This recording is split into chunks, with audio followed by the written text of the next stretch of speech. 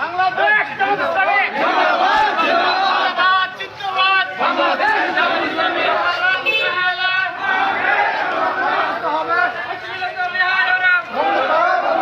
বন্ধ করা করতে হবে।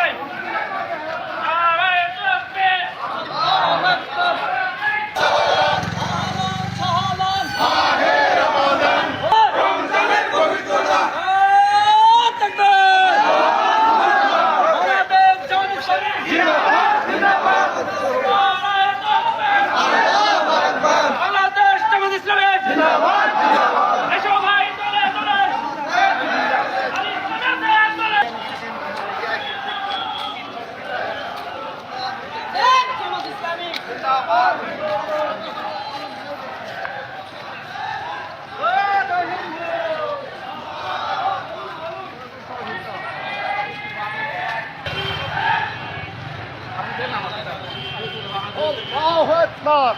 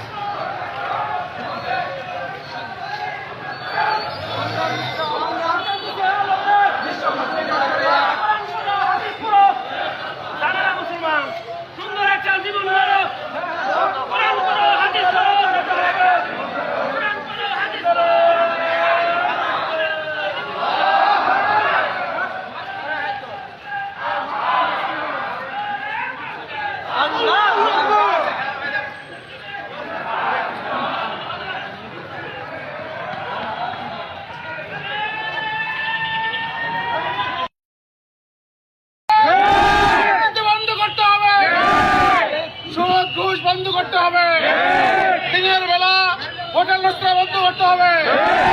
এই আশাবাদ ব্যক্ত করে আজকের এই সমাবেশে সংক্ষিপ্ত সমাবেশে বক্তব্য শেষ করছি। আসসালামু আলাইকুম। এই পর্যায়ে আপনাদের সম্মুখে কথা বলবেন বাংলাদেশ জামাত ইসলামী কেন্দ্রীয় মজলিসের অন্যতম সদস্য, বাংলাদেশ জামাত ইসলামী জাতীয় শাখার সমন্বয়ক জেলা আমির মাজলুম জননেতা সংসদ সদস্য পদপ্রার্থী মাজলুম জননেতা ডাক্তার ফজলুর রহমান সাঈদ সমবেত জেলা আমির মহোদয়কে কথা